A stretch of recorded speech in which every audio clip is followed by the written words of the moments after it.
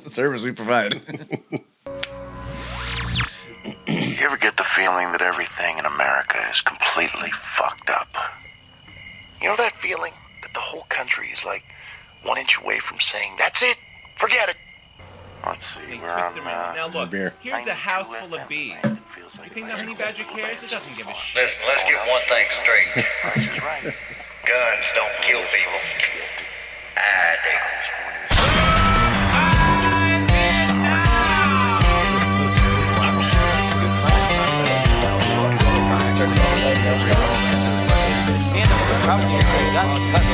There's a swing on the old Liberty tree. Granddad carved names, said, boy, you're free. Now there's lines in the sky where the clouds used to be, and a warning in the wind when it whistles through the leaves. Uncle Ted fries like a biscuit in the pan. Never had a better friend than President Donald J. Trump. Living off the grid, powder on his hands. Says they pat me on the head, say it's all good here. While they slip another script, I just crack another beer. Hey, so I'll drink my beer. I think some apologies. Have you heard that before? No. It's good, right? I like it. Great. Yeah. Happy Valentine's Day, guys. Oh, same to you. Yeah. Thank you. Yeah. That's sweet. Got any plans? For Valentine's Day? Mm-hmm. No, I'm a man. Therefore, I ignore Valentine's Day. That was the correct answer. I was thinking about that. I don't know a single like functional, healthy couple that makes a big time about Valentine's Day. Someone said that. I was like, yeah, that kind of rings true. I thought about it. Like, I had one girlfriend that made a big deal about Valentine's Day. Total fucking psycho. Yeah. Like, ended up calling the cops on her one day. She wouldn't leave my house. It's kind of a very selfish holiday, if you think about it. I turn it around. I say, sweetness, every day is Valentine's Day in this house. Mm-hmm. There you go. Valentine's Day is just about, like, just spewing, like, candy and sugar and red roses on someone. It's kind of disgusting. It is a gross holiday. Yeah. The holidays that are for other people besides, you and your immediate spouse or whoever, Thanksgiving, Christmas, those are about, like, everybody. There's something very wholesome. Getting the family together. Yeah. Celebrating with your neighbors. Yeah. Having some good times. It's also, Valentine's Day is tinged with, like, some eroticism, too, which is hard to weed out because you want to, kids giving each other Valentines is like is an innocent thing, right? Right. But not totally.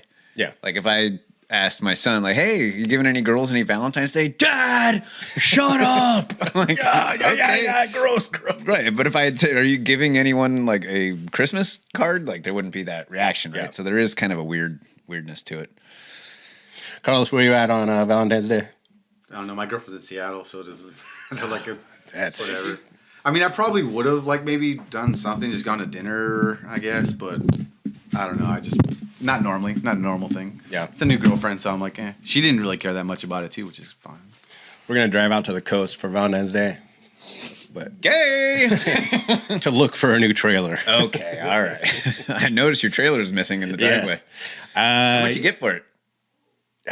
Like next to nothing. We sold to some friends. Just just take it. It needed a bunch of work, but because I want to sell mine too. I want to know kind of what the market is out there. Vintage trailer. If anyone's looking, it's a 1949 Winnebago 13-foot travel trailer. It is not a seller's market. Because we're looking at trailers. It's winter. Yeah, prices just keep going down. The one we're looking at has come down like so much that finally, my wife's like, hey, we got to go take a look at this thing. I scared off a homeless guy this morning. Yeah? Yeah. How so? He was walking down the street.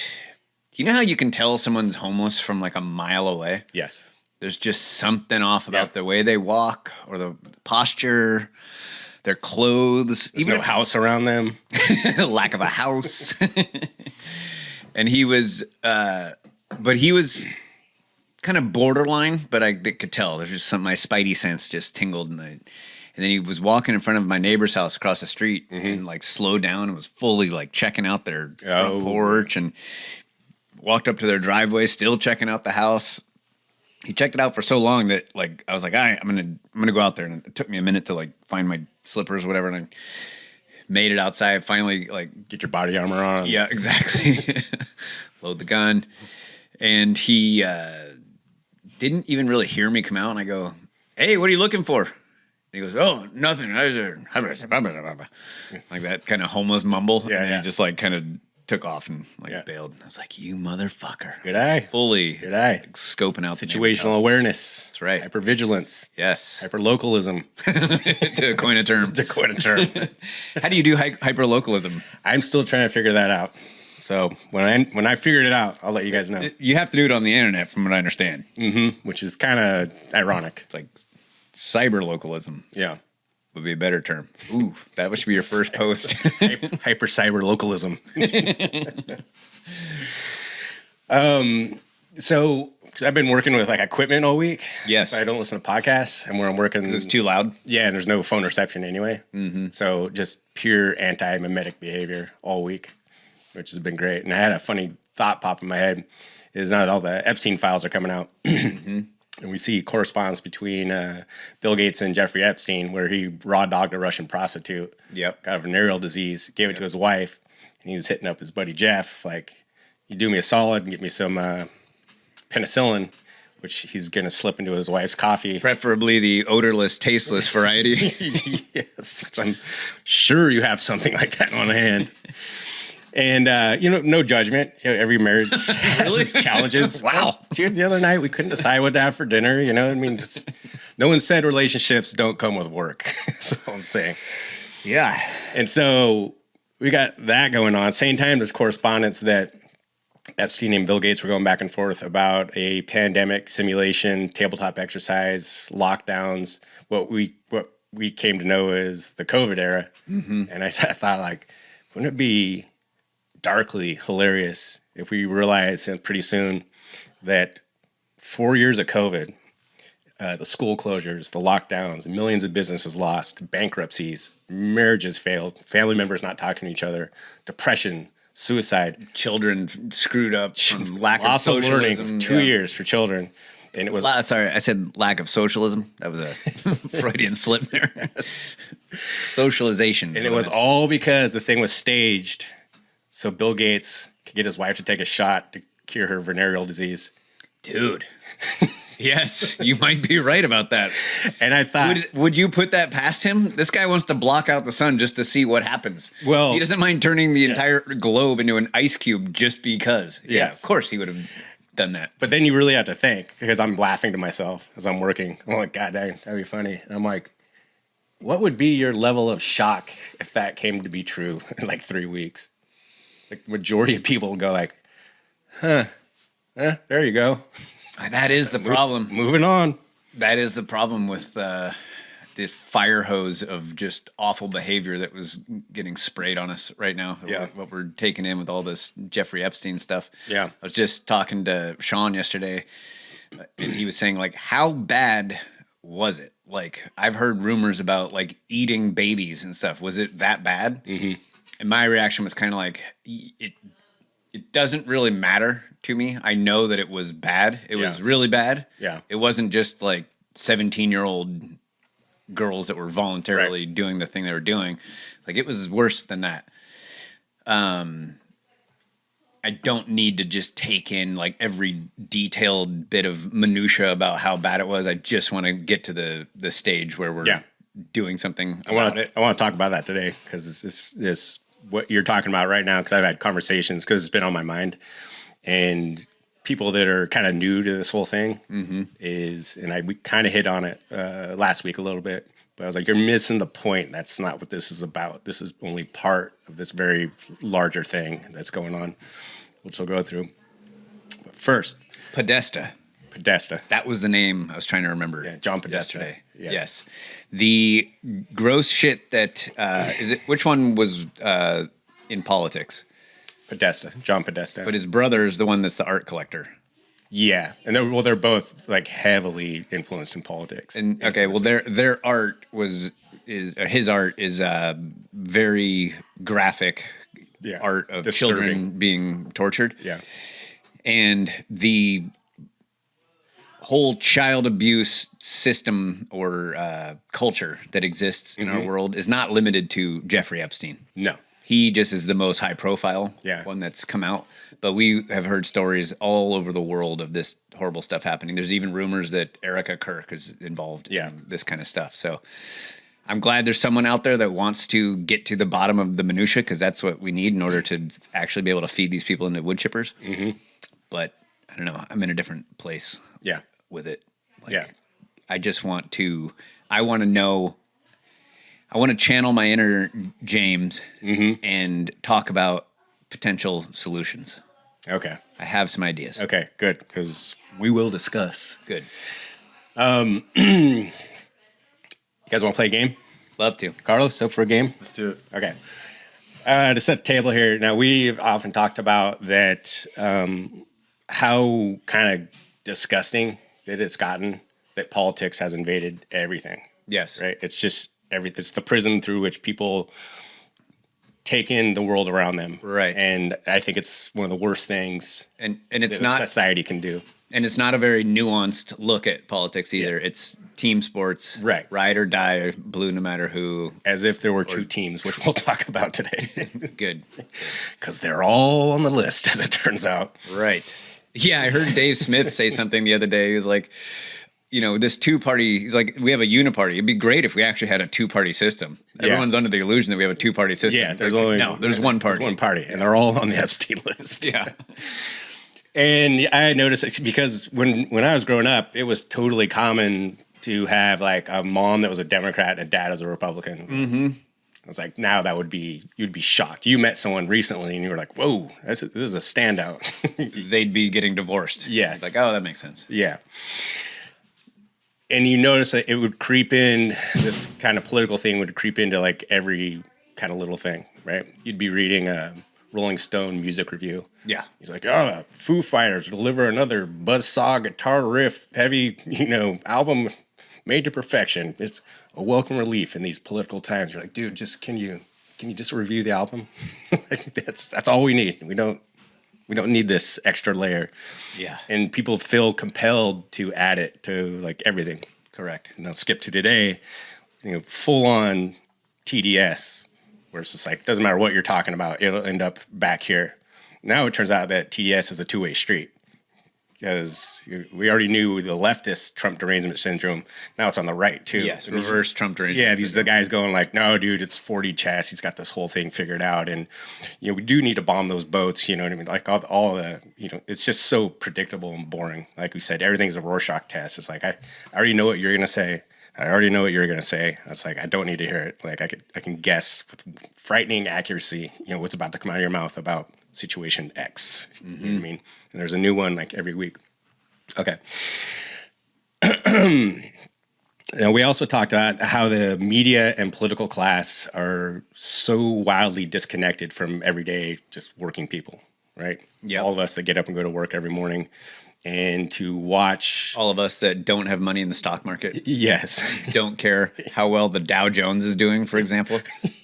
Are we going to talk about the Pam Bondi here? Oh, my God. That's what I'm referring to. The Dow! The Dow! I can't believe you care about children being raped when the Dow is doing so well.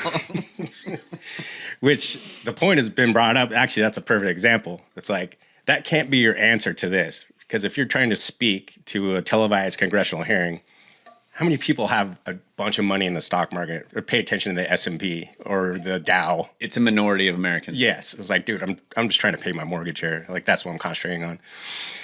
Not to mention, the question was about child sex trafficking. I don't know why you're giving me a breakdown on the stock market. Yeah, which you are not which involved you have in. Nothing to do with. We have guys for that. We'll ask them. So the one we like bring out a lot is like how wildly disconnected. They're saying like we need a Joe Rogan to the left. They're like Tim Walz. Everyone's like, oh my God. Like, not to mention the irony. Like, you guys had a Joe Rogan on the left. His name was Joe Rogan. Right. He was a Bernie supporter. And you fucked that up. And then you decided to gray out his face and launch Operation Horse Pace Gate. So, and now he voted for Trump. Okay. I'm going to read an excerpt from an article. Okay. And this is the game? This is the game. Okay. And then when I'm done, I want you guys both to guess, like, what's the point of this article? Like, okay. What do you think he's actually writing about? You can tell us what publication this is from? Wall Street Journal. Okay. Okay. Here we go. This is by Pulitzer Prize winner Dan Neal.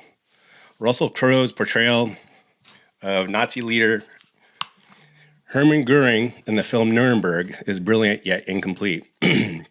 Little is made of Goering's outrageous personal style. The power blue Reich Marshal's uniform, the fur-lined capes, the diamond-encrusted badges and batons, the face makeup. Goering's sartorial choices raised suspicions among the Allies and the Nazi command that he was a homosexual.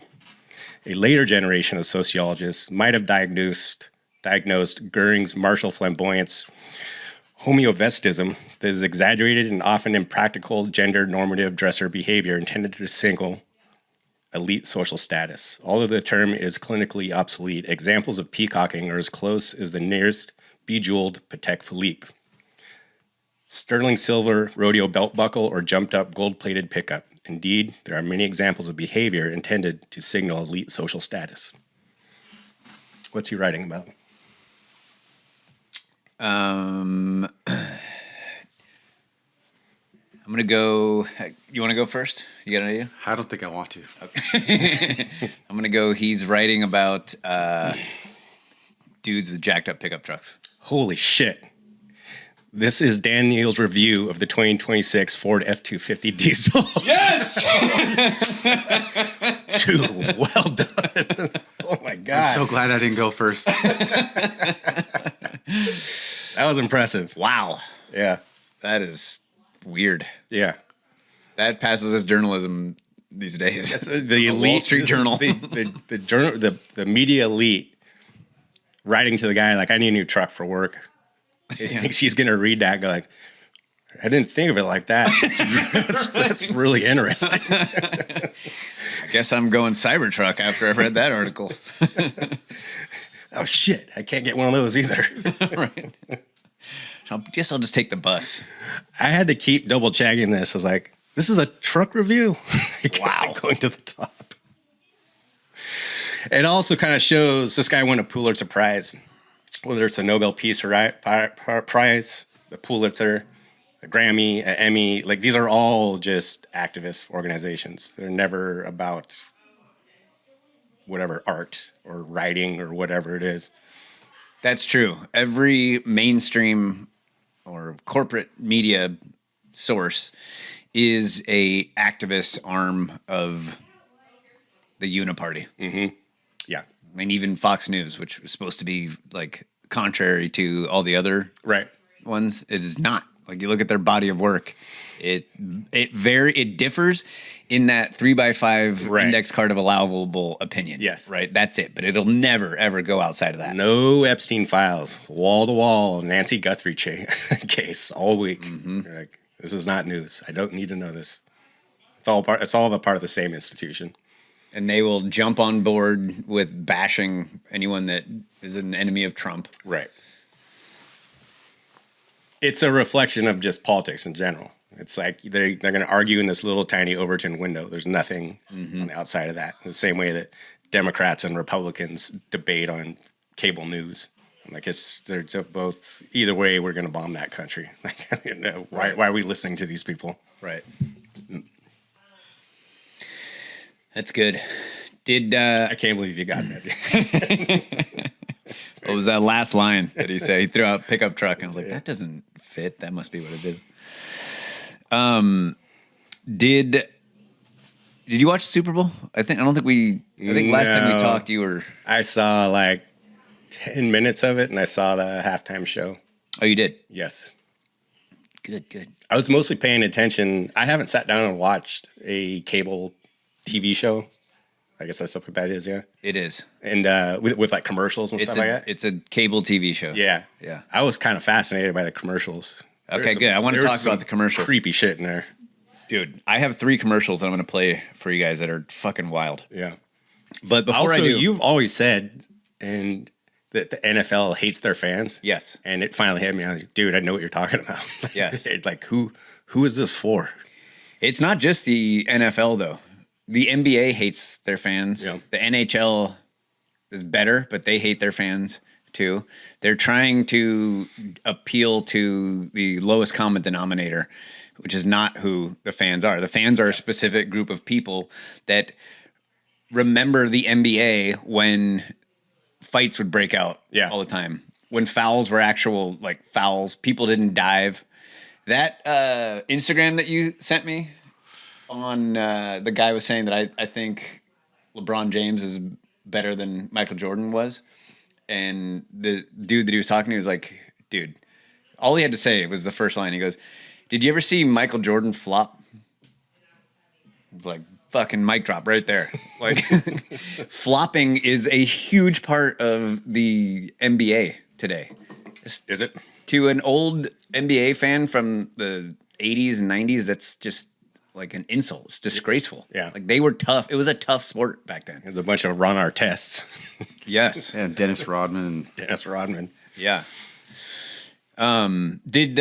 So you watched Super Bowl? I did. Yeah. And you watched the halftime show, right? I did. Okay. Watched it with my immigrant dad. So it's been a week since the halftime or since the Super Bowl happened, and this entire week has been filled with 2 things: Epstein files and people complaining about the Bad Bunny. Yeah, I was going Bad Bunny show. Bad Bunny Gate. Bad Bunny Gate. And I don't know, what was your take on it, Carlos? Being force fed, just wokeness. I mean, because I watched it, like I said, with my immigrant dad. My dad watched it, and he was just like, what does this have to do with football? Like, I don't really understand. I don't even understand what he's saying. Yeah. And this is like, he didn't like the risque of it. He didn't like the, the flamboyancy of it. He just was like, no, this is not what I want to be watching right now. Yeah. My first takeaway was, I've never heard someone lip sync out of tune before. This is new. I think that if you spent the week complaining about the halftime show of the Super Bowl, that you are the problem. You are the chick who the NFL is trying to appeal to with their halftime shows. Yeah. I have never watched a halftime show of the Super Bowl in my life. Mm-hmm. I mean, I've seen them because it's on when the second quarter ends, and you keep tuning back in to see if the game's back on. Mm-hmm. But I never sat down and was like, oh, I got to see this halftime show. The halftime show is for women. Mm-hmm. It's their attempt to get women to watch the Super Bowl. And women is not gender specific. Correct. Exactly. And complaining about it to me just seems like such a gay thing to do. Yeah. And for the Matt Walshes out there who just went on and on about what a just slap in the face to America it was. I don't know. Personally, the fact that it was all in Spanish, this is probably because I'm married to a Mexican whose whole family basically speaks Spanish. Fuck, ICE is gonna bust Oh, I know. She's a legal citizen. Doesn't matter, bro. Does not matter. Dude, some people I know are freaking out, even though they're American citizens. They just are taking every opportunity to post on Facebook, like, it's not safe to go out. And it's like, you have nothing to worry about. Why are you doing this? Anyways, I guess I'm like exposed to. It's fun to watch people willingly make themselves mentally ill. It's been a fascinating thing to observe. It's a thing. It's fucking sad. But I think just because of where we live and who I'm married to and the family gatherings that we go to, like, I hear Spanish music all the time. Yeah, and being in construction. Every single day. Like, it's there on the job site, and it doesn't really bother me. And so I didn't have the takeaway when I first saw that it was going on. My son really likes Bad Bunny, so he wanted to see it. And my wife, of course, and they were enjoying it. And I heard all the music in Spanish. To me, it just seemed kind of normal. And I'm sure that's not true for people that don't live where we live or aren't married to a Mexican. But it did not really bother me that much. Yeah. But it's interesting that your dad, who is Mexican and born in Mexico, he was kind of like turned off by it. Yeah, he totally was. And I mean, at the same time, like I just kind of thought of it as just like another political, like fuck you ICE type situation where they needed to like make it a big deal that, oh no, you know, America's all about, you know, immigrants and Spanish speaking people and we protect everyone. And it just became like super political. And it's like, this has no value in football as far as I'm concerned. I just want to watch the game. And I could have done without, you know, the halftime show like you were saying too, unless it was like. It was weird. I had like a non-reaction. So after it, you know, I don't watch football. Right. And I just figured, I'm like, it's just going to be some huge production of something.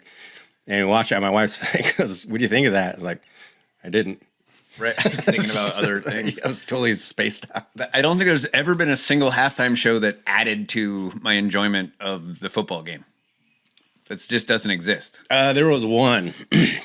Remember when Ashley Simpson went on Saturday Night Live, where she was just lip syncing, and the drummer hit the wrong trigger and triggered the wrong song, and so the wrong vocal track came That happened at the Super Bowl? No, Saturday Night Live. Oh, okay. That happened on, and she started doing this hoedown dance because she didn't know what to do, and they shut the camera off. I'm like, I remember seeing it go like, holy crap, what was that? Like some Andy Kaufman shit. Like, and then so she played the halftime show of like a huge college game, and everyone's like, oh, she lip syncs, and I remember it was like a controversy. I'm like, all those shows, they lip sync. They're all lip syncing. Every halftime show, they're all lip syncing. You have to, right? In a huge stadium with all that noise. And so Ashley Simpson went and sang for reals at this. Oh boy. And turns out she's like, I am not lip syncing this. I don't care what you say. We know.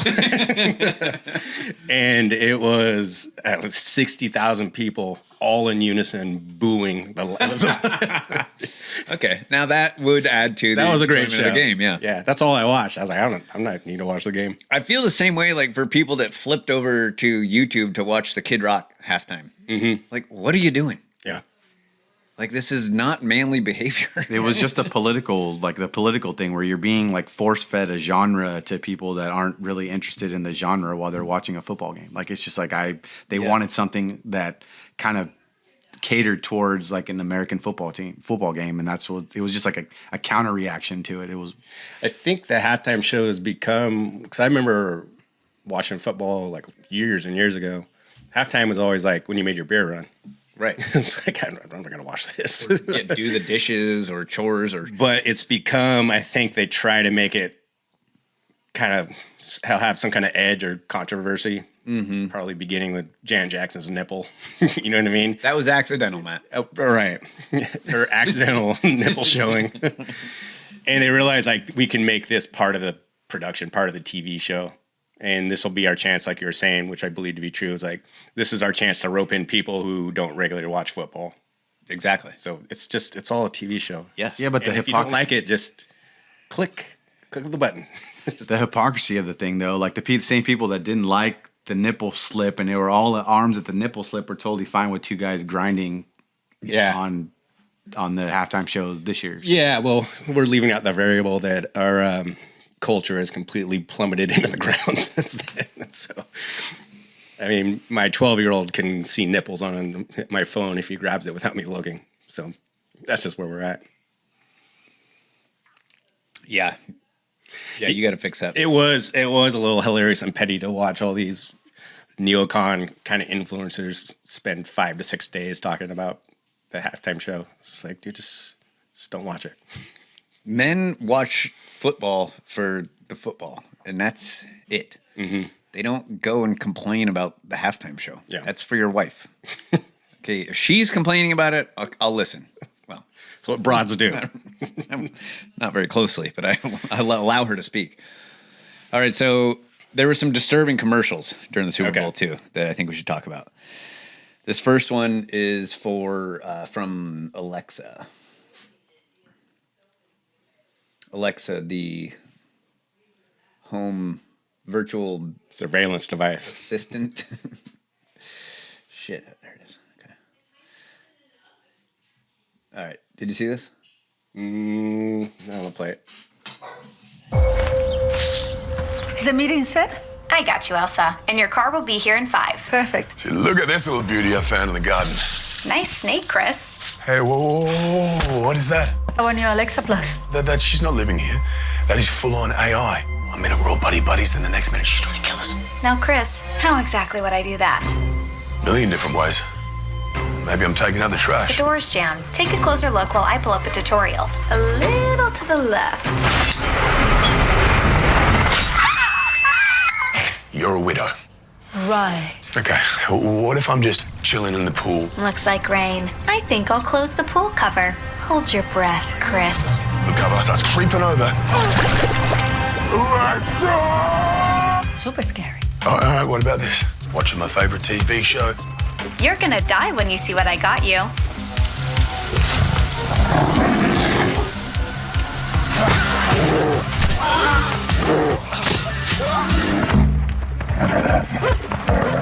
Lowering shades. I would never. I'm just here to help. She's lying. You don't know what she's capable of. I do. I have a new routine for you. It's a killer.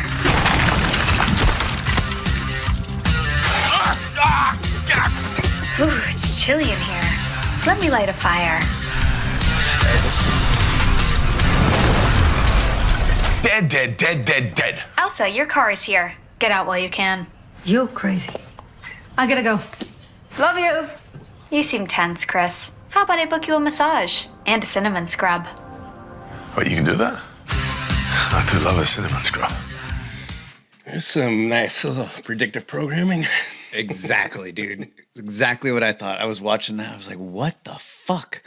So, Alexa's gonna kill you. Like, and then they show all the ways that Alexa AI could actually kill you, which is the thing we have been kind of complaining about or warning, I guess, about for years now. Well, that Terminator warned us about a long time ago. Matrix. You know how I feel sometimes? Whether there's this, the Epstein stuff, we've been talking about this for like 7 years. Remember that guy living in the apartment building in New York? And he started posting on Reddit. He was like, dude, I swear to God, every night I lay my head down to go to bed, I swear I can hear Yiddish music coming from under the ground. And I was like, okay, psycho. He goes, no, I'm serious. He kept posting over for like a year. Then one day, a bunch of Jewish Orthodox guys come scrambling out of a hole in the ground, carrying a soiled mattress. Right. And he goes on there, kudos this guy. He goes on Reddit, goes, you all owe me an apology. Exactly. That's what this is. Like, yes, AI is going to be able to do that. The more we allow it into our lives, the more it will actually kill us. It might not be with the garage door, but this is coming. And then what happens? People go, well, but the cinnamon scrub. There's so much comfort and so much ease that AI can bring us. We could write, we could write our own song, for example, with very little effort. Yeah. And so we get lulled to sleep by that, and that's exactly what happens in this commercial. It was a perfect... Start my truck from my living room, let it warm up before I get in it. Yeah, it's... Remember we talked about the Habsora program? Yeah. Yeah, that's the AI. Have you ever heard of this, Carlos? Habsora program is when the IDF was continuing their genocide in Gaza. They made it AI-driven, and the Habsora program was able to aggregate all emails, all texts, all social media, and then basically determine where the bombs were going to go. So it was a robot saying, like, instead of, like, doing individual surveillance and going, like, okay, this guy's a bad guy, is connected to this guy, they could just figure it out through algorithms on social media and texts and stuff, and it would just send off bombs and kill a bunch of people. They went from having something like 47 targets a day to like 200, something like that. We are going to outsource a robot deciding. Yeah. They outsourced their ethics to the robot. It's like, well, the robot won't get it wrong. It's using algorithms. There's no honor in that type of war either, honestly. It's literally the Terminator. That's what that movie was about. Am I the only one that's hearing this Yiddish music coming from the ground? Do you remember I played those moral dilemma questions? They had AI answer all the questions. It's the classic trolley is going down a track, and you can pull the switch. It'll either kill one person or 5 people. Which one do you pick? They actually have that question in like an ethics class. Like my ex-girlfriend was asked this question. Right. There's a bunch of them. Right. And so this guy made a video and he asked AI all these questions. And I'm like, why are we asking AI these questions in the first place?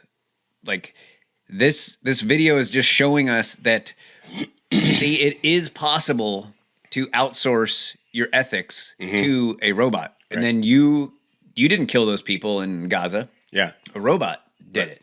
And the robot can't be wrong. But in that test that guy did, they robots didn't all agree. Yeah. Those robots are not sentient beings yet. They are thinking, air quotes, thinking based on what someone programmed them to think. You also have to think about the premise for which the technology is predicated upon, because if it's going, there's 6 bad guys here, and if we bomb them, we're going to kill 10 innocent people. But there's 20 bad guys here, and if we kill them, we're going to kill 30 innocent people. Like, which one do we do? They're like, okay, like based on the math and blah, blah, blah. Like, well, the premise is that those are bad guys because you fed into the computer that these are bad guys. Like, the answer is we don't bomb anyone. We don't kill any innocent people. We don't bomb anyone. Innocent. They're innocent. You can't kill them because they're innocent. Okay, on that same note here,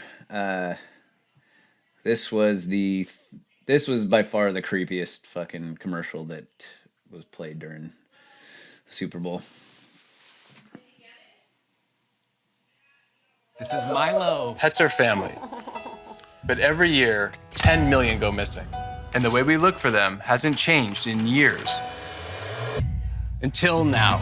One post of a dog's photo in the Ring app starts outdoor cameras looking for a match. Search Party from Ring uses AI to help families find lost dogs. Since launch, more than a dog a day has been reunited with their family. Be a hero in your neighborhood with Search Party. Available to everyone for free right now. For free. Join the neighborhood at ring.com. Well, thankfully, it can only recognize dogs. Nope. Well, how deliberate is it that their choice to make this app out there that activates everyone's Ring camera to surveil your neighborhood? They're like, let's, they had like a meeting, right? They're like, well, it's to catch criminals, right? Like, okay, that's good. That's good. No one likes criminals. That's good. Oh, I got it. What if we did puppy dogs? Yeah. There we go. Lost dogs. Yeah. Even better.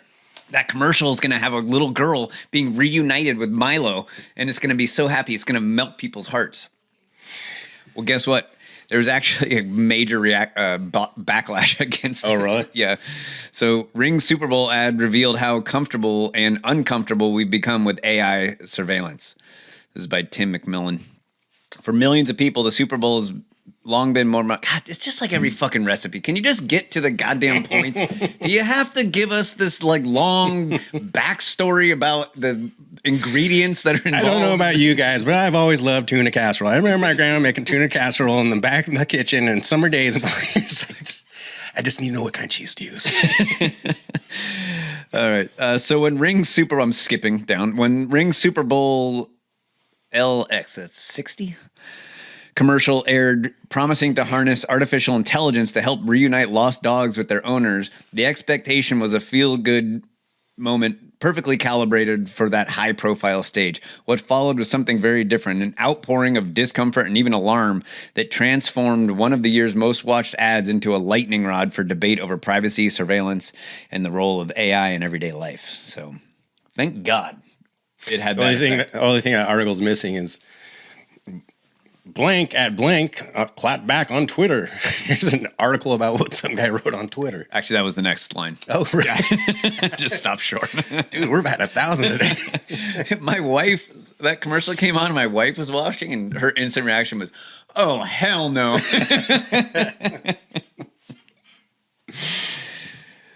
All right. Here was the best Super Bowl ad. Okay. We're doing pretty good on these so far. I haven't seen these. You didn't see this one? Oh, I saw this one. Yeah.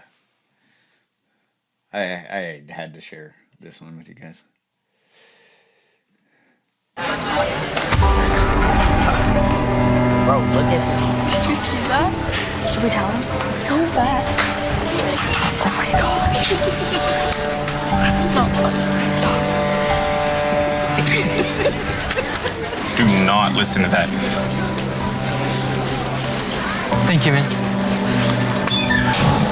I know how it feels. 2 in 3 Jewish teens have experienced anti-Semitism.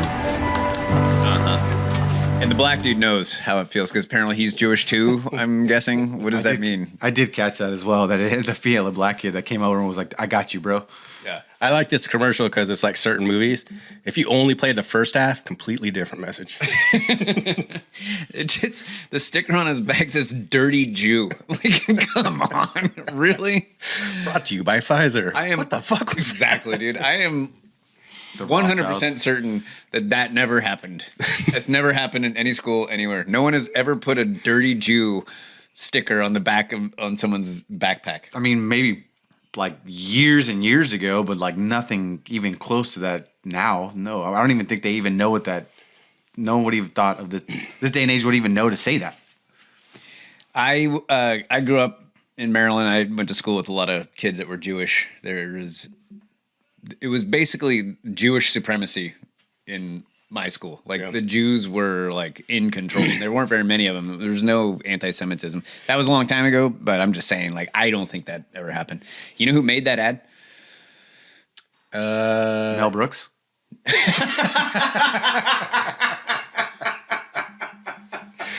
Well played, Carlos. Well played.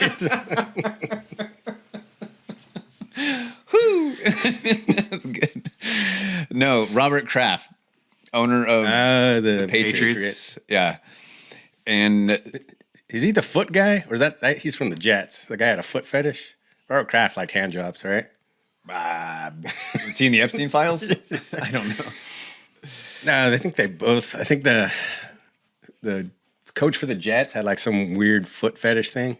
Oh, really? I think Robert Kraft liked to go to massage parlors. You know more about that part of the aspect NFL of sports than I do. It's the extent of my NFL knowledge.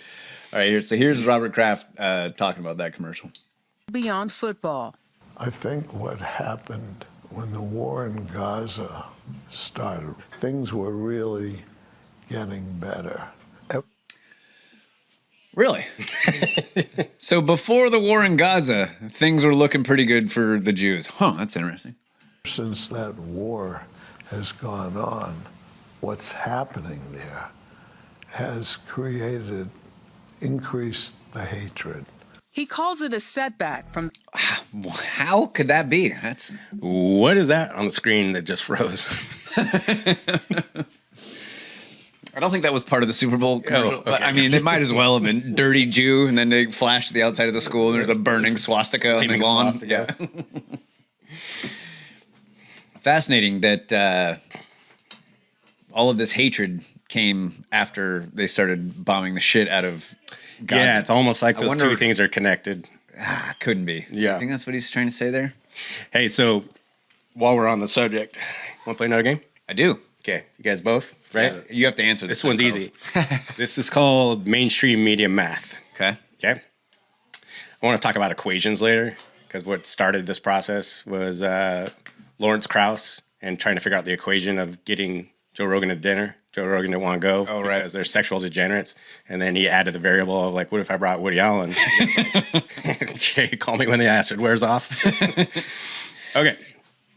You guys just jump in with your answer. Epstein's partner, Ghislaine Maxwell, was the daughter of Robert Maxwell, who worked for CIA. Dalton School. What? Mossad. Oh, it was Mossad? Israel. That's what I said. Okay. That's actually, you kind of did. Epstein's most frequent visitor was Ehud Barak, who was the prime minister of Israel. When Epstein was busted the first time in Florida for underage sex trafficking, he fled to Israel. We now know that Epstein brokered several security deals on the behalf of Israel. Epstein was often pictured wearing an IDF shirt. The IDF is based out of Israel. Therefore, it stands to reason that Epstein was most likely working for intelligence on the behalf of Israel. Congo. Russia.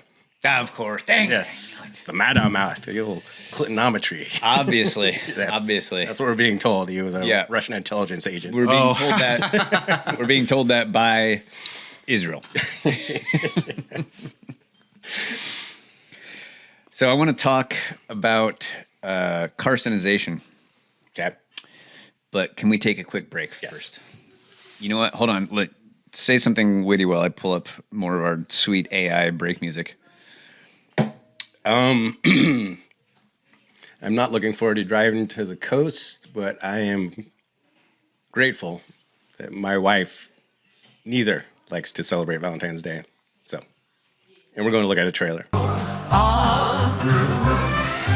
3 towers crumble, dust to the sky. 2 planes like daggers, cutting the line. Steel turned to whispers, ash in the air. The math don't add up, does anyone care? Falling towers, shadows tall, echoes screaming through it all. Questions linger, answers stall. Falling towers, who caught the fall? Lucky Larry smiled, a fortune to claim. The flames rose high, but he walked away the same. A passport survived where the steel could not.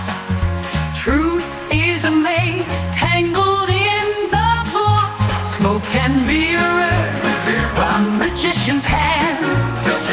Grains of truth, lost in the sand. History's a puzzle, pieces askew. What's the... All right. Carcinization. Have you heard that word before? Nope. So let me pull up an actual definition. Carcinization. It's what they're doing to all our food.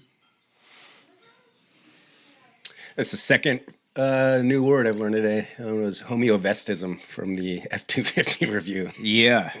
That was a term that's not used anymore? Is that what he said? Homeovestism? Homeovestism. Homeovestism. Yeah. So carcinization is an evolutionary phenomenon where non-crab crustaceans independently evolve a crab-like body shape. Okay. What is interesting about that is that this keeps happening throughout evolution over and over and over again, that animals start evolving into crabs. Weird. I know. The crab is the ultimate evolutionary body form. And so all of these crustaceans are, over time, finding that through natural selection that being a crab is the best possible form that they can take. And there's different theories as to why, but if you think about like what a crab does, it basically just eats detritus that falls on the floor of the ocean. Mm-hmm. And it has a thick shell to defend itself. It stays low to the ground, and it has these claws, and it's ugly. Mm-hmm. It just is. It's disgusting. Yeah. Right. And we eat them like we're eating cockroaches, basically. On that note, I was surfing down in Mexico once. We were like way out there, and you go basically. There's no town or anything, but there would be a surf break, and there'll be a little palapa there. You know what I mean? Like no electricity or anything, but it's some of the best food you ever had. You rent a chair for the day, and they just bring you tacos and beer, and then you surf and hang out. And we had gotten this, the guy I was with got this broth with these tiny little crabs in there. And he's like, yeah, not much meat on there. He's like, dude, this broth is terrific. He was like drinking the broth and picking the meat off the crab. And so the guy running the place, I'm like, where do you get these crabs? He goes, right there. Like, it's on that little river mouth. And the surf break is right here. I'm like, oh, cool. He goes, yeah, just walk out there with a bucket, grab them up, cook them, give them to you guys. And I was like, right on. And then I went to the bathroom. And it's a toilet hookup to a PVC pipe. And I walk in the back of the bathroom, and the PVC pipe just goes right straight to the river. Go back off. How's that broth treatment? There's something about it. It's just so good. Tastes like tacos and beer, kind of. So more advanced and kind of interesting looking crustaceans like lobsters and whatnot, there's even evidence that they're starting to like turn into these crabs. Going crabbing. Yeah, exactly. And so it made me think of what's basically happening is that animals are choosing this lowest common denominator form to be, rather than choosing to be a seahorse, which only works in certain like conditions that are ideal for a seahorse. Yeah. But if you just go to be the crab, then you got it made. You have to eat the shit that falls on the bottom of the floor, and you have to be like totally defensive and, ugly. There's nothing like special and beautiful about a crab. I mean, even a lobster, if you had a beauty contest between a crab and a lobster, you'd have to go with the lobster. Am I right? I mean, they got the tail. I don't think there's any argument against that. Yeah, thank you. And so I was thinking about how that there's something about that relates to me to our world and humans. Yeah, I see where you're going now. Yeah. And what I was talking about before about the NFL and the NHL and the NBA, like, the NHL now, you can't fight anymore like you used to be able to. Yeah. You can't have enforcers. This thing that made the NHL really cool, it's like, no, we have to turn it into the NBA. We have to make it into the LCD, lowest common denominator sport, like all the other sports. Yeah. We have to appeal to every single person. And it's this carcinization of these things that we love.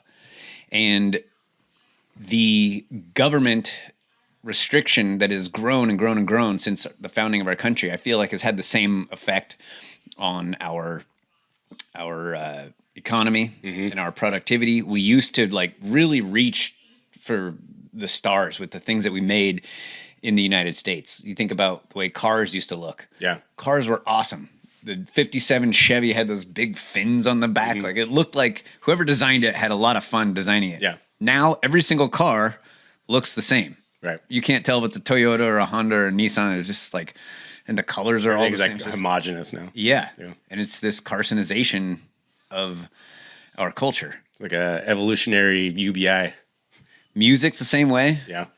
Like there's all these crossovers happening. You have hip hop in country music now. Yeah, that's I think also why I had just no reaction to the Bad Bunny thing. I'm like, I don't know, it's just this noise that's always out there. I don't listen to this stuff. No one is.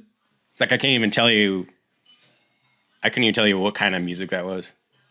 Some people called it like hip hop, and some kind of rat had that all these different names. Like I don't know, it's all like kind of one thing for me. It's just this kind of computer generated noise. That people listen to. It's basically AI. Yeah.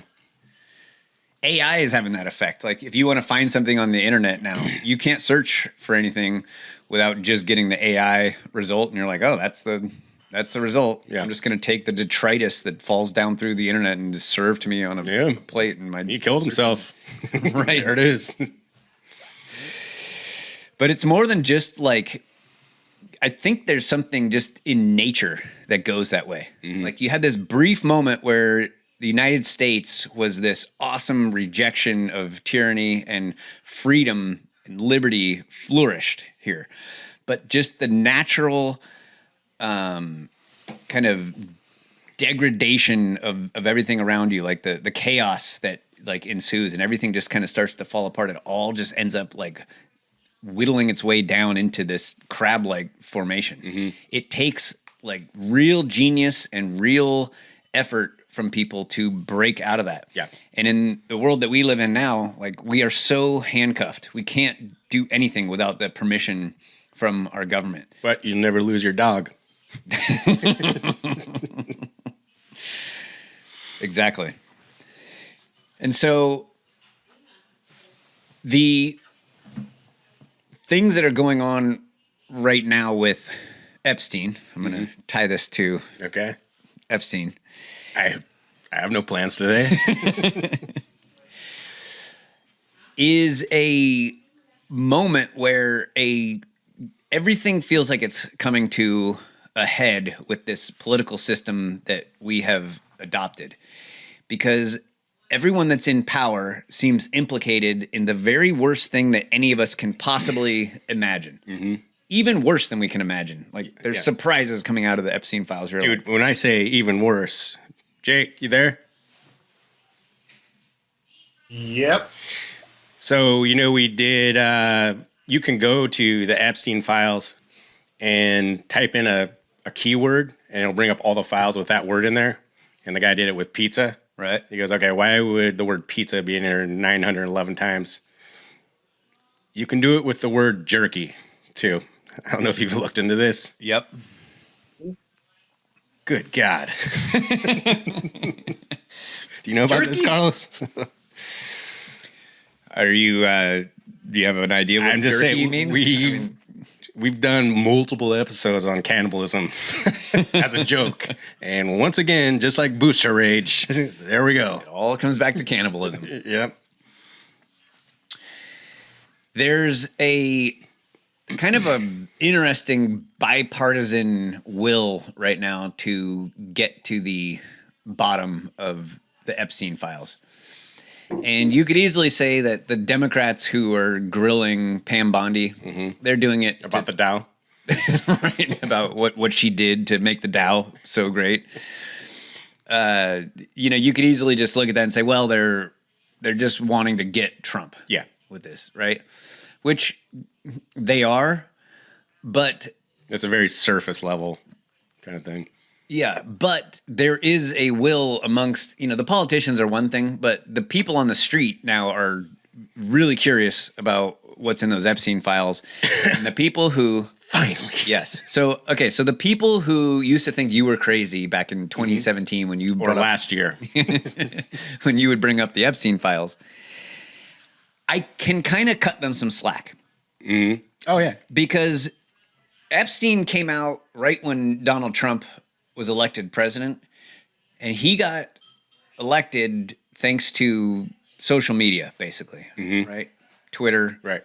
And I remember my mom, right after the election, complaining to me about members of Congress being members of QAnon, whatever that means. Yeah. I'm not sure how you become a member of QAnon, but... Does that come with a lanyard or... Right. And so QAnon was the place where the Pizzagate thing really came out. Yes. And everyone thought that was just lunacy, right? Right. Just made up, completely fabricated, had zero basis in reality. Yeah. And when that guy went to Comet Ping Pong and shot up the place, did he only fire one round? I don't know how many rounds he fired. One round? Yeah. You know where that... he fired more than one round, but they were all over the place except for the one that obviously hit the hard drive. Yeah, he didn't hit any people, right? No, just the hard drive. Yeah. No people. Have you guys heard the backstory on that guy? I know a fair amount. He got unrelated. He got pulled over by the cops and shot, right? He was killed by a cop. Yeah, he's dead now. Yeah.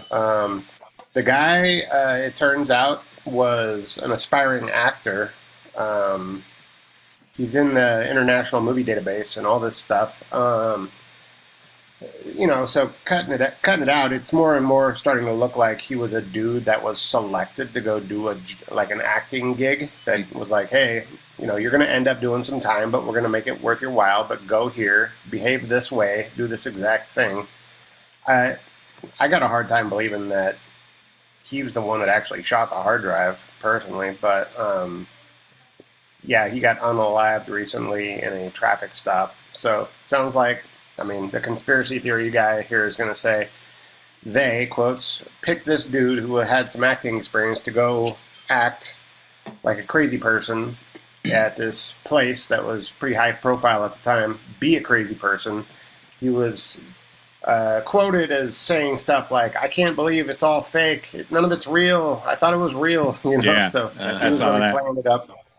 And, and then it sounds like because he was just a loose end at a certain point. So, tie it up. That's the conspiracy theory guys take. Yeah, that makes sense. Anyway, so people were really skeptical of the Epstein stuff because it just seemed like it was made up out of thin air. Yeah. Well, they had Trump derangement syndrome. Don't get me wrong. Yeah. It also got, this is when we were talking about flooding the zone last week, because there's QAnon stuff that's just batshit crazy. Your JFK coming back to the palace and the Dallas Plaza and all this stuff. And I think that stuff's done intentionally. When I see stuff like QAnon, I was like, that just seems like it's linked to intelligence. And what they do is they flood the zone with so much ridiculous shit. People that don't pay attention to these things on their individual merits just go like, right, Epstein, Pizzagate, QAnon. Right. The dark web. January 6th, the Silk Road. You know what I mean? Right. Just go like, yeah, I'm not. it's all one thing to these people. It's like an abstract lunacy, like you're saying. But Kelly, now, go Kelly, ahead. did you ever watch that video that I sent you about the JFK conspiracy stuff? How long ago did you send it? It was a long time ago. Okay. About like all the different avenues and things that they still basically thought that JFK was still alive to like within like just a couple years ago. We have talked about that with Doug. Yeah. Because his mom is a big believer in My mom. Your mom too. My mom as well. And Yeah. His stepdad was the sheriff that dealt with the JFK. That was his precinct. Like he was directly involved with that. Okay. Yeah. In Dallas. And his stepdad knew things that he would not tell Doug, even like if he was on his deathbed. He was like, I can't tell you. And they would try to get him to talk about it. He's like, I can't tell you because it's too dangerous for you guys to know this stuff. Yeah. This was a sheriff that was there the day that JFK was assassinated. We assume. So now people are seeing that this shit is real, and the left and the right are very curious about what's going on and are very clear-eyed too. Yes. They see what's going on. That shit that Pam Bondi did the other day in her hearing, like, does not look good. No. And even though Trump and everyone immediately went to Twitter and like Pam Bondi just owned them. You know what I mean? I know. They always do that. Yeah. How would you like to have her job? Like, you really just need to go cover up for all these pedophiles. Or Kash Patel's job. Yeah. Or Dan Bongino's job. Like, how do you do that? Like, how are you that kind of, how did you become that kind of person where you're knowingly going and covering for the most heinous criminals that we've ever known? Yeah. Like, do you, at some point, you must struggle so much inside? Because I don't think you were that person your whole life, right? Probably. I mean, Kash Patel didn't seem like he was that person. No. When he was talking about how we have to investigate this stuff, don't let it go. And yeah. I had a hilarious memory that, because remember Kash Patel went on Joe Rogan, I think like last year before this whole thing began to unravel. Yeah. And he goes, look, the one thing we're not going to do is release the names. I'm not going to re-victimize these people. And when he said that, I go like, yeah, are we good? No, I texted you guys or whatever. The SD card's full. Oh, shit. That's right. We got the audio. Yeah, the audio's going. Okay. Is the one thing that Kash Patel said. He goes, I'm not going to release the names. I'm not going to re-victimize these people. And I remember at the time going, that makes sense. The reason why it made sense at the time is I was assuming he was talking about the victims of sex trafficking. I didn't know he was referring to Howard Lutnick and Les Wexner. Yeah, and Bill Gates. Bill These Gates. poor guys. These poor victims. So, my bad. That's what happens when you assume. I think that we're seeing something happen where the only solution basically to the troubles that we are experiencing right now is to not have warmongering psychopaths and pedophiles in power. Right. That's the only way this gets fixed. And if you listen to Ron Paul the other day talking to Tucker Carlson, like he seemed pretty optimistic that no, we just gotta, get the right, just gotta turn the ship around. It's like, yeah, okay, cool. Like I'm with that, like, so this moment, it seems really big right now. Maybe it won't be, but it seems like we are on the precipice of the entire power structure just completely collapsing. Yeah. Now that's dangerous because we could end up with something, totalitarian in its place, or more totalitarian, I should say. Or we could actually, through the grace of God, end up with decent people in positions of power. Yeah. Obviously as an anarchist, I would prefer no government at all, but I'm realistic. I know that's not going to happen, and it would be a disaster if we just woke up tomorrow and there was no more power structure in place. But it could happen that through this, what's going on with the Epstein files, that the whole system just gets so broken down that we do replace it with something better. Mm-hmm. And I don't want to be the crab on the bottom of the ocean, just like eating scraps to survive and having to, do all the training and arming and, worrying about the civil war that's coming. And, I want to be a seahorse. Matt, I want to float around up in the upper levels of the ocean. I always knew you were gay. I've had this conversation a couple of times since all this stuff has come out because I've been following the Epstein stuff. We all have for quite some time, and I was trying to kind of tell people because they're talking about, dude, it's just, are you reading this stuff? It's just awful. I can't believe like what's coming out. And I go, well, yeah, but the sex stuff, the salacious stuff that if the news is reporting on it at all, usually not. Try these. I'm listening. Yeah, and if they are, they're only covering the sex stuff, right? That's all they're talking about. And there's a reason for that. I was like, because the sex stuff, when you look at it, Jeffrey Epstein was like a mid-level fixer, right? It's about the power. It's about the money. It's about the decisions that are made that's being weaponized through the network that Epstein had. It's about the people he put together. And when you we were talking about like equations earlier. When you plug these people, you take one person in the files and you plug them in there then into this Epstein equation and you get result X. And you go, it doesn't take a whole lot of work to realize like how connected this guy was to things that affect all of us. Like that's the big issue here. That's what we really need to be paying attention to. The sex stuff is just like a small part. Yeah, the whole object of the operation was not to satisfy people's crazy sexual desires. Yes. The object was to blackmail people for the purposes of power. Yes, and that is a lot easier to do if someone is a complete sexual degenerate. You know what I mean? Right. And he wasn't totally using this. A good point was made, I think, by Mike Benz. He goes, it wasn't purely blackmail. It was also that he could provide a service for these degenerates. That like, long as you can keep this coming in, right? And what do you need me to do? Sit down with AIPAC? Okay, like done and done. Right. You know what I mean? If they didn't end up wanting to do that, then the blackmail could be used. Yes. It's like the carrot and the stick kind of deal. And when you plug in certain names, so, okay, remember, like, this was probably last year, and Trump was in that mode of admonishing reporters for even talking about Epstein. He'd be like, I can't believe you even bring this up. Right. And remember I played that one video. He's standing on the tarmac, like dressing down some reporter for asking him about Epstein. And they had the guy next to him that's just like chuckling with disdain, like, you guys keep bringing up this Epstein thing. This is just so ridiculous. And remember I froze the video. I was like, you know who that is? So that's Howard Lutnick, right? The head of commerce for Trump. That's also Jeffrey Epstein's neighbor. And when you connect these people and you get these events out of there, it goes like from Epstein to this guy back to Epstein. And so I think last week we were talking about like, okay, now I don't know if you're watching the congressional testimony with Howard Lutnick, but he is squirming. And it's very nice to watch. His body language was not he was not squirming when he was standing up there in that video next to Trump. He was just kind of laughing and just very happy that Trump was saying, yeah, you guys are idiots. Disdainfully shaking his head like, oh my God. Now it turns out he did have a relationship with Epstein. Mm-hmm. And he goes on 60 Minutes and they're like, so what's your relationship with Epstein? He goes, I went in there one day with my wife. We walked into his house and he's telling it like it's like this lighthearted folklore. He goes, and the guy had a massage table in the middle of the room. And I say, Jeffrey, how many massages are you getting? And Jeffrey leaned in and said, every day, and the right kind.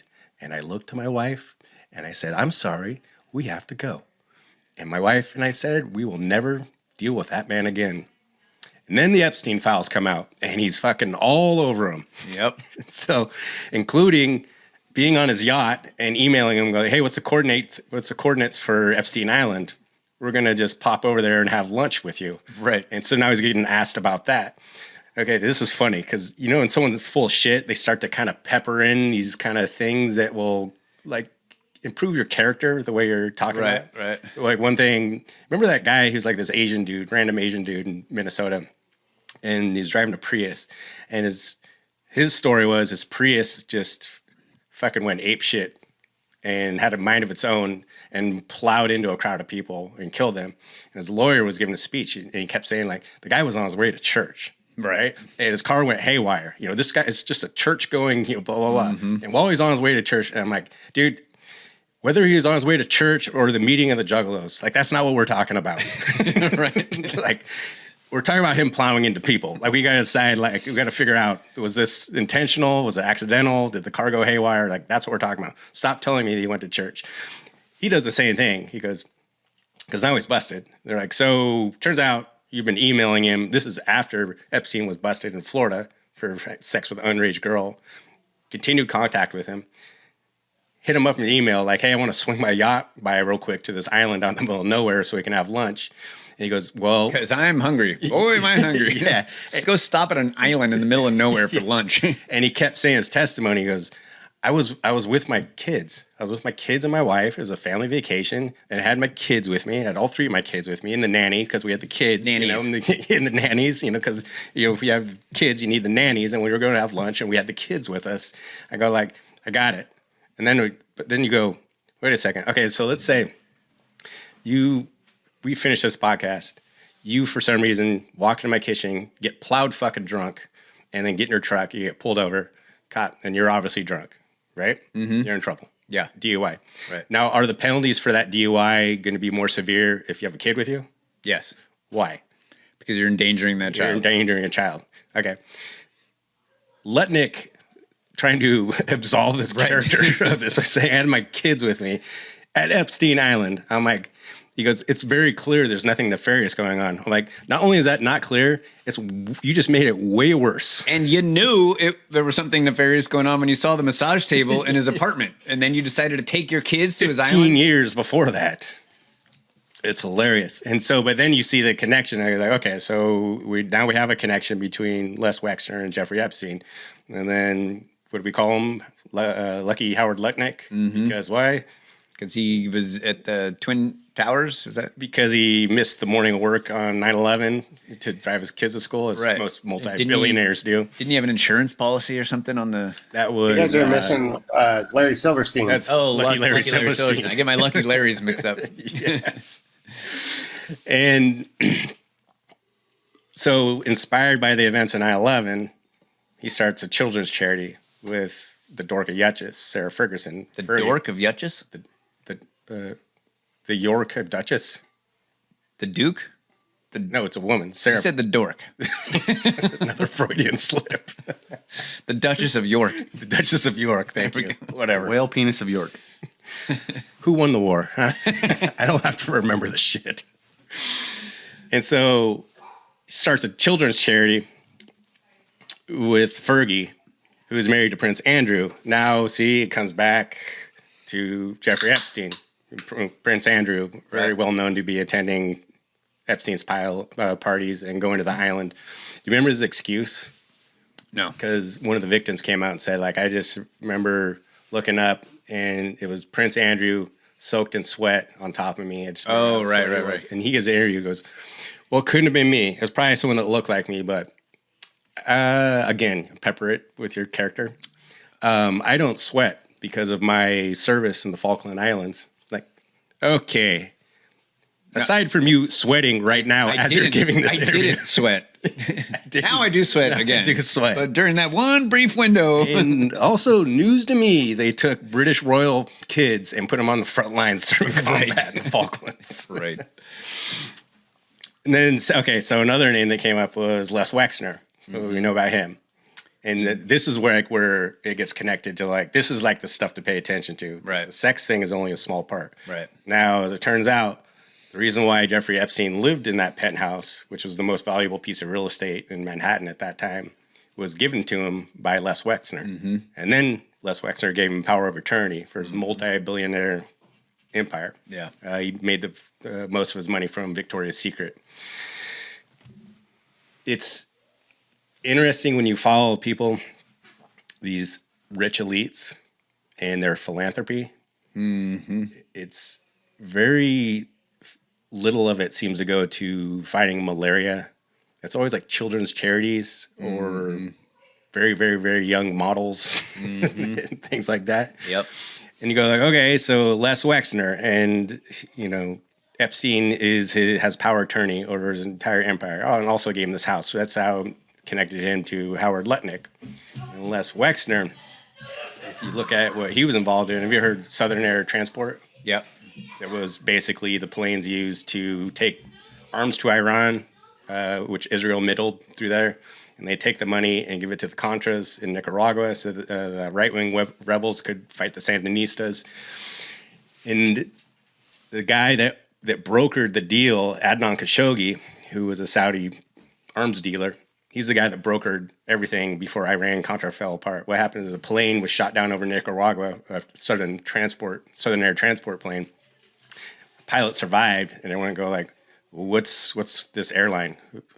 Turns out the CIA is running the airline. That's where the Iran-Contra scandal came. Right. We got Ollie North on TV and all this. Once they broke up Southern Air Transport, who ended up with all the planes from Southern Air Transport? The CIA, right? Jeffrey Epstein. Oh, really? He brokered the deal and brought them to Les Wexner. Didn't that become Air America? Yes. Air America. So now we have Jeffrey Epstein involved with Iran-Contra, like somehow through Les Wexner. I'm like, that's the stuff that's why we're bringing this stuff up. Like this, like that, the Iran-Contra thing affected the entire world. It affected South America. It affected the Middle East. Like, if we're talking global politics being all facilitated in large part through these fucking sex rings that Jeffrey Epstein was running. So I'm like, that's the stuff you want to pay attention to. Adnan Khashoggi was the arms dealer. Adnan Khashoggi at one point was Jeffrey Epstein's only client. Mm-hmm. And then after that, it was Ehud Barak, the former prime minister of Israel. Mm-hmm. It was like, that's the stuff we're paying attention to when you look at all this stuff. It's crazy to think that Jeffrey Epstein isn't the only one out there doing this. It just happens to be the one that got kind of caught and put into the limelight. He did not invent this business model. Right. He was just an installed mid-level degenerate that facilitated other degenerates making decisions that infect the entire world. That's why we're paying attention to that.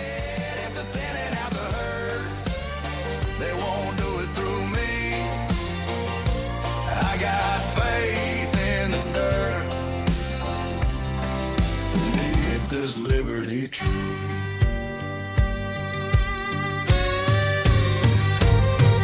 There's rain that burns and a sky too gray. Got a pamphlet in the mail, says fix your pain today. Tiny white lies and a childproof cap. Take two every night till you never fight back. So I'll drink my beer by the Liberty Tree. Foam on my lips, roots under my feet. Yeah, if they're thinning out the hurt, they won't do it through me. I got faith in the dirt and this old Liberty Tree.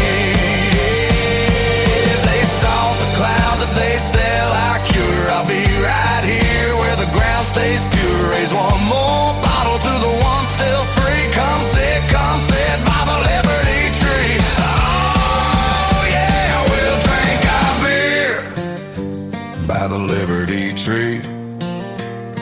Laugh like doughboys, barefoot in the wheat.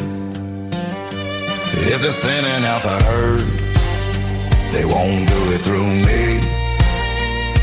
I got faith in the dirt